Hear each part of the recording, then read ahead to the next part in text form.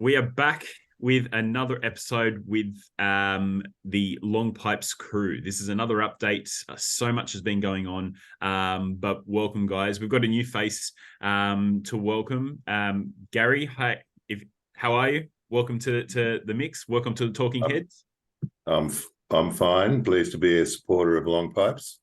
Amazing. So, we wanted to record another update and send it out because since the last one, so much has been going on. I mean, from my point of view, and our capital raise, there has been a lot of checks come in. We've added new shareholders to the register. People can see not just the blue sky potential, but the actual tangible, work. This is happening. This is going. So, guys, I'm just going to throw it out to you. Tell me what's been going on. Tell me what's been up. I hear about it, but everybody else needs to hear about it too. Would you like me to start? Yes, please. Andrew.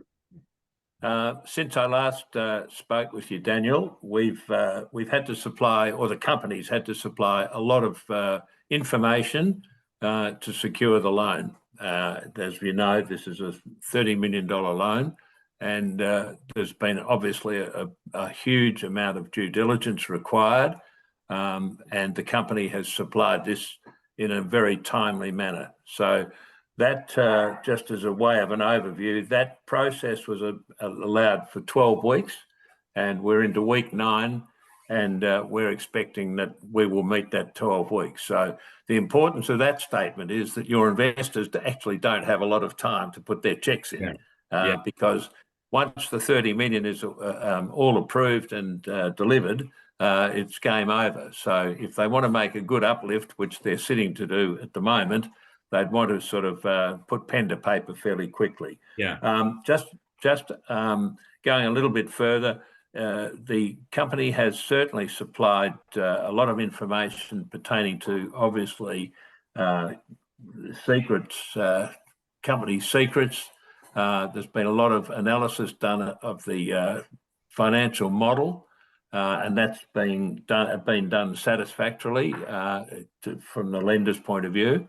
So we've ticked virtually every box we can.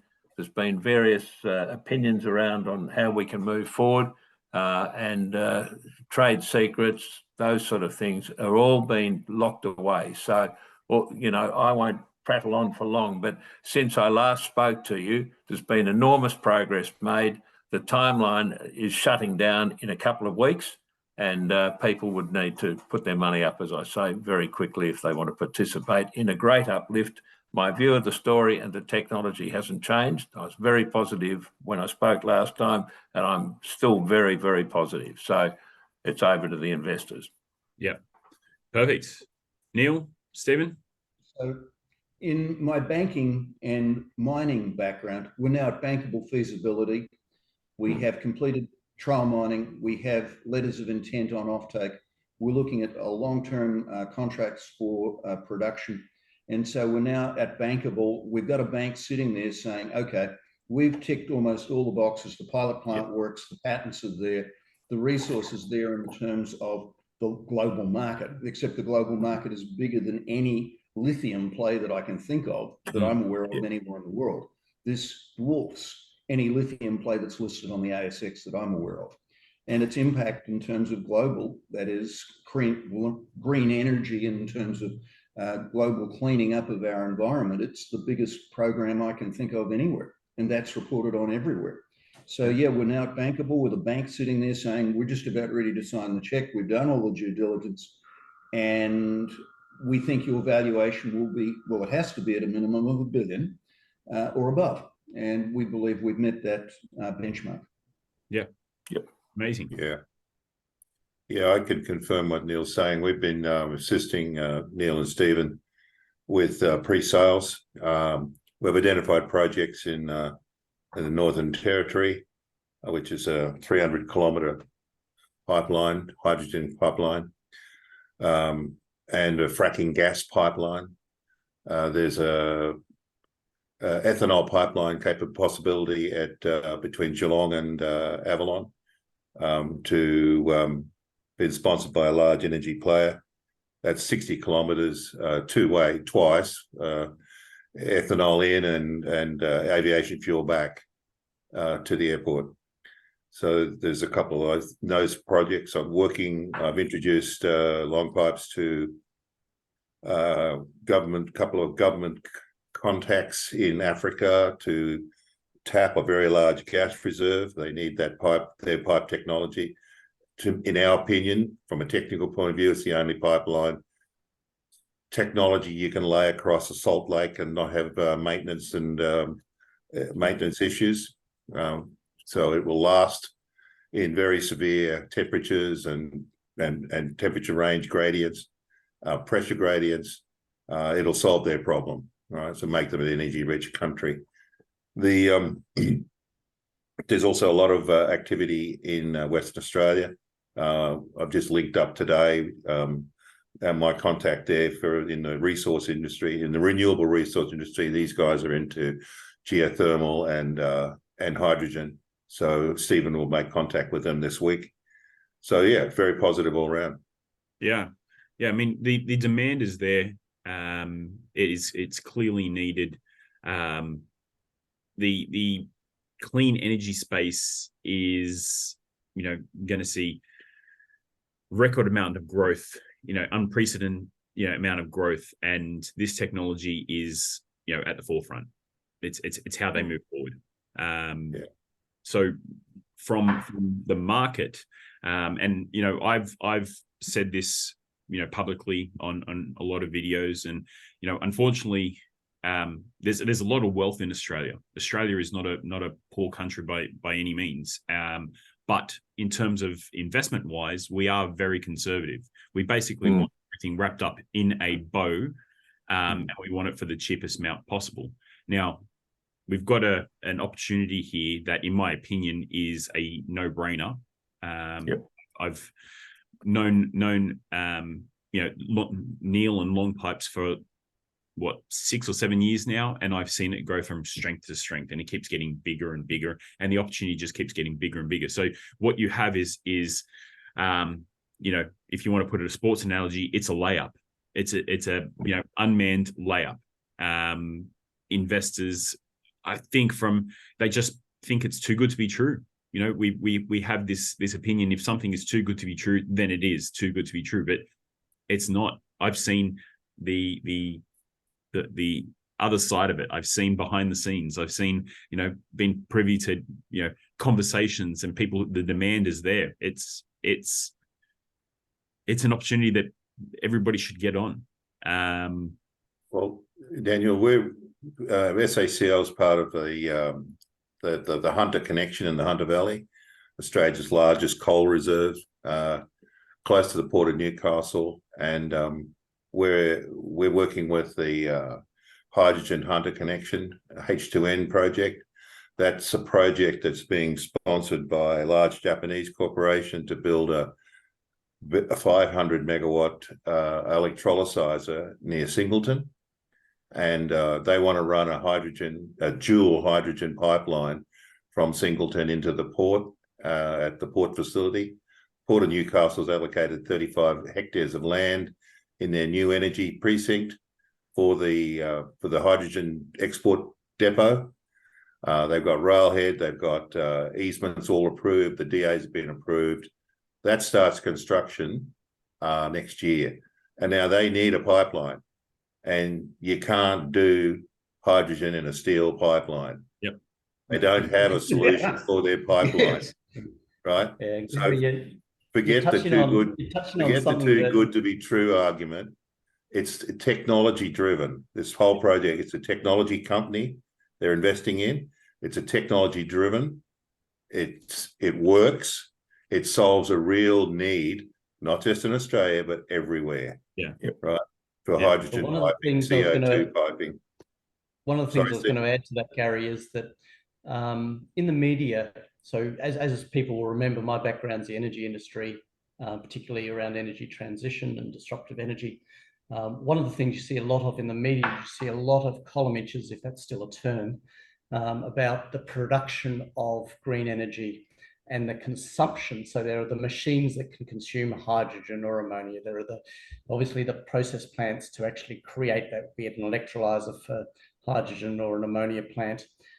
It's actually the transport and shipping is the key thing that's actually holding it back. And Correct. long pipes, we see ourselves as actually being part of that supply chain where we can really, really rapidly help industry take strides in the transport and storage of ammonia, hydrogen, and we also methanol as well. As I say, our technology enables us to very quickly change the core technology to adapt to whatever fluid needs to be transported. And of course, we're interested in raw wet CO2 as well. The faster that we can get carbon out of the atmosphere, then the faster we can make the transition that's needed. And so we have a product, we have a technology program to basically make that happen.